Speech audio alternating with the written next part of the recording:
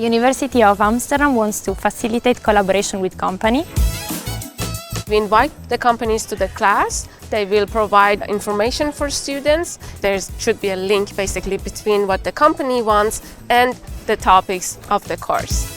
So I wanted to cooperate with students in the first place because I believe that students have fresh minds and perspectives that sometimes professionals with years of experience might not have. And in my case, it's a startup and we need fresh perspectives, especially for our marketing strategies. The main takeaway that I got was to look at the marketing strategies from a scientific perspective. Maybe you're facing a challenge in your business today, or maybe you just want some fresh ideas. It's definitely very valuable.